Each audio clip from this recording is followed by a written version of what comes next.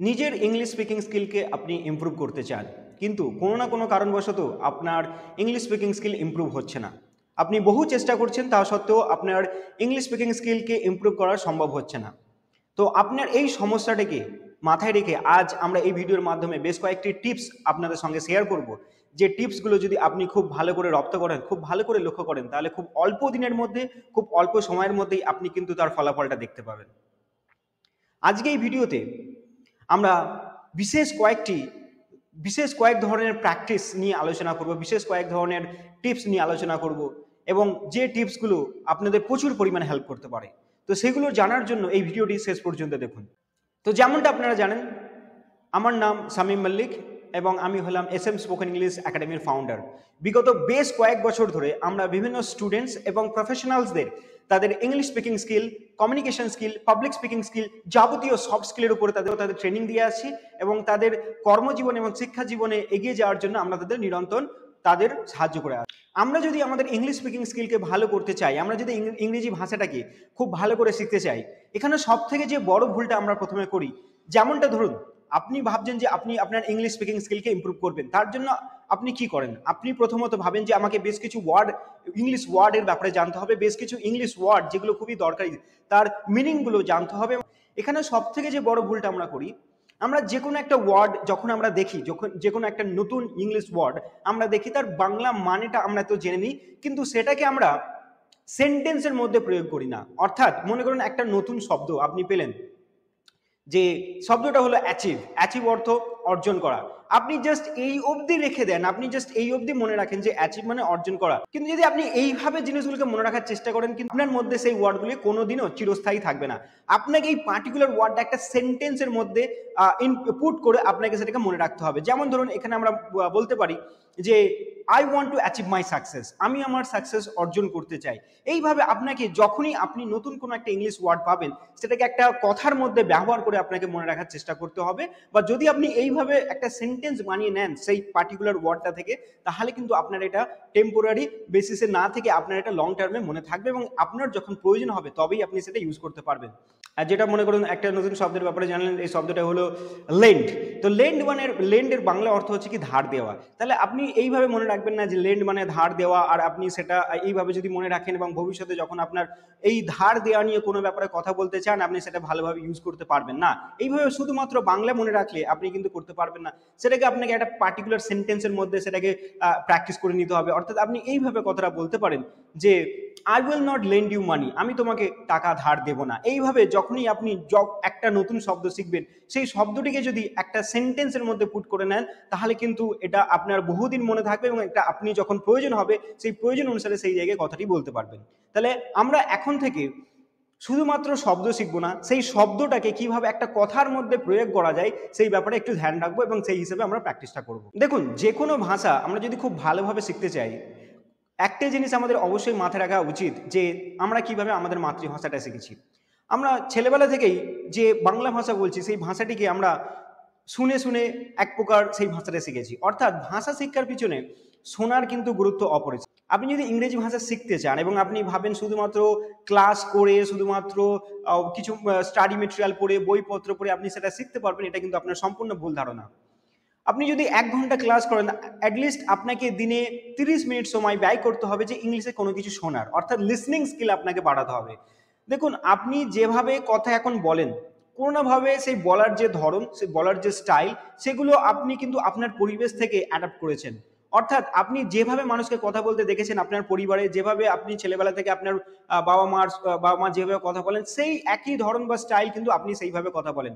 অর্থাৎ ইংলিশের ক্ষেত্রেও ঠিক সেই একই রকম হতে পারে। আপনি মনে করুন কোনো একটা পার্টিকুলার জিনিস আপনার পছন্দ, কোনো একটা পার্টিকুলার টপিক, এটা হতে পারে মনে করুন যে সমস্ত কারোর খেলার ব্যাপারে খুবই আগ্রহ থাকে, তো স্পোর্টস রিলেটেড এমন কিছু ভিডিও যদি তারা দেখা শুরু করে যেখানে খেলার ব্যাপারে ইংলিশে কিছু বলা হচ্ছে। কেউ আছে যেখানে মনে করুন কোনো একটা মোটিভেশনাল যে ভিডিওগুলো হয়, সেই মোটিভেশনাল ভিডিওর প্রতি তার একটা অ্যাট্রাকশন আছে, এবং সেই সমস্ত স্টুডেন্টরা যদি একটু মোটিভেশনাল ভিডিও কিন্তু সেগুলোকে যদি ইংলিশে দেখা শুরু করে, এই সেক্ষেত্রে তাদের কিন্তু প্রচুর পরিমাণে হেল্প করবে, এবং এটা থেকে ধীরে ধীরে তারা যখন ভাষাটা শুনতে শুরু করবে, ধীরে ধীরে ভাষাটা যখন শোনার প্রতি তারা আগ্রহ দেখাবে, অটোমেটিক্যালি তাদের ভিতর থেকে সেই ভাষাটা বের হবে এবং খুব ন্যাচারালি তারা ইংলিশটা শিখতে পারবে।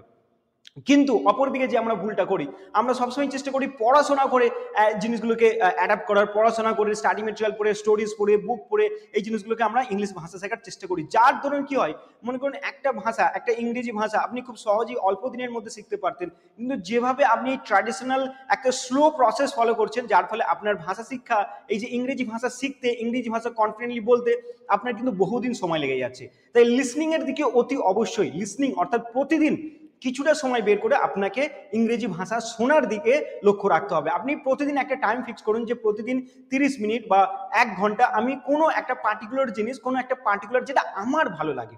দেখুন, আমি এখানে আপনাকে বলবো না যে ইংলিশ নিউজ শুনুন বা ইংলিশ মুভি দেখুন, আমি এইভাবে আপনাকে কোনো কিছু রেকমেন্ড করবো না।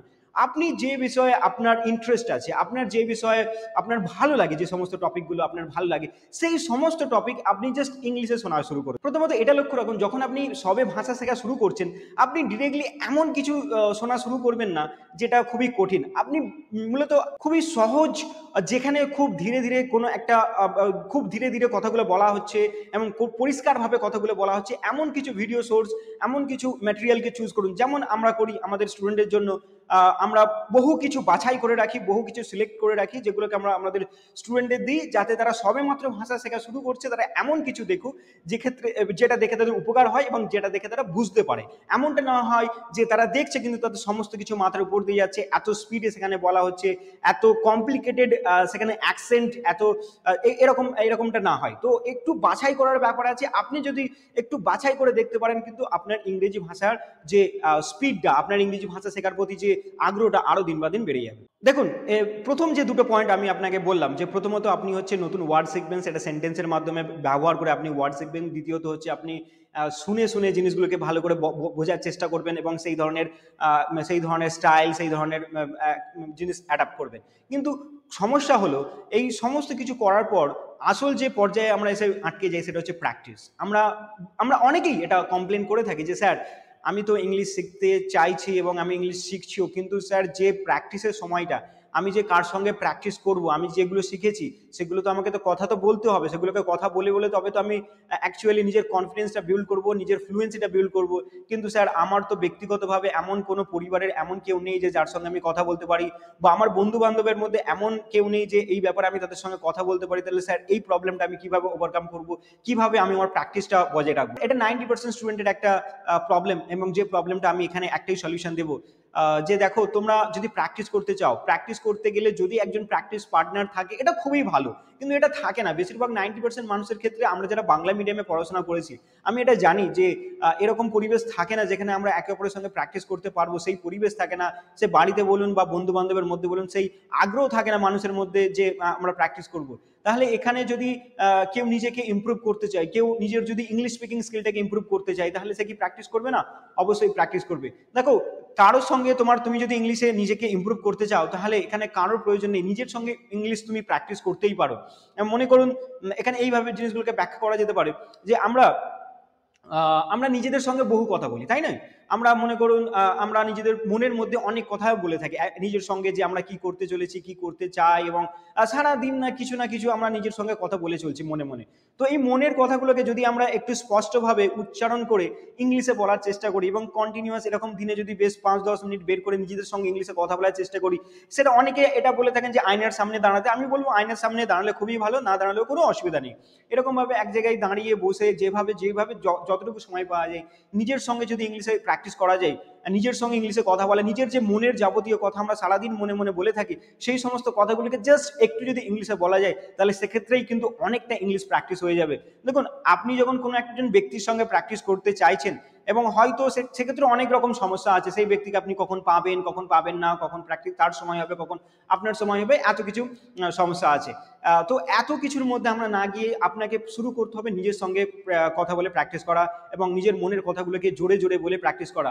জোরে বলা কেন প্রয়োজন? দেখুন, আমরা যেহেতু এটা একটা আলাদা ভাষা, এর একটা উচ্চারণের ভিন্নতা আছে, উচ্চারণগুলো আলাদা। আপনি যদি জোরে বলে না প্র্যাকটিস করেন, তাহলে কি হবে, আপনি যখন লোকের সামনে বলতে যাবেন, অন্যের সামনে বলতে যাবেন, তখন কিন্তু আপনার ভাষাগত যে উচ্চারণের যে ভিন্নতা, সেটা কিন্তু একেবারেই আপনার সুইটেবল মনে হবে না, আপনি ভুলভাল উচ্চারণ করবেন। তো চেষ্টা করুন, তাহলে আপনি যদি এখন থেকেই সেগুলো জোরে জোরে উচ্চারণ করে বলেন, তাহলে আপনার এটা অনেকটাই সুবিধা হবে যে নিজের উচ্চারণগুলোকে বোঝার, এবং সেগুলোকে যেগুলো ভুল হচ্ছে সেগুলো ঠিক আপনি করে নিতে পারবেন। তো এইভাবে আপনি যদি নিজের সঙ্গে প্র্যাকটিস প্রতিনিয়ত কিছু কিছু দিন মানে বেশ কিছু সময় ধরে করেন প্রতিনিয়ত, তাহলে আপনি বেশি নয় 1 মাস পরে, 1 মাস 1 সপ্তাহ ধরে যদি প্র্যাকটিসটা করেন, আপনি শুধু নিজের ইমপ্রুভমেন্ট একটু দেখার চেষ্টা করবেন যে আপনার ফ্লুয়েন্সি লেভেল, আপনার কনফিডেন্স লেভেল কোন জায়গায় দাঁড়িয়ে গেছে। আগে আপনি কোনো মানুষের সঙ্গে কথা বলতে গেলে কতটা ভয় পেতেন, আর এখন আপনি এইভাবে প্র্যাকটিস করার ফলে আপনার ভয় কতটা পরিমাণ কমে গেছে এবং কতটা আপনি কমফোর্টেবল হয়ে গেছে মানুষের সঙ্গে কথা বলার জন্য। তো বেশি কিছু নয়, এই 3টে স্টেপ যদি আপনি ফলো করেন, এই 3টে যে টিপস যদি আপনি ফলো করেন, আমি আপনাকে বলবো যে কোনো ইনস্টিটিউটে না গিয়েও আপনি কিন্তু নিজের ইংলিশ স্পিকিং স্কিলকে ডেভেলপ করতে পারেন।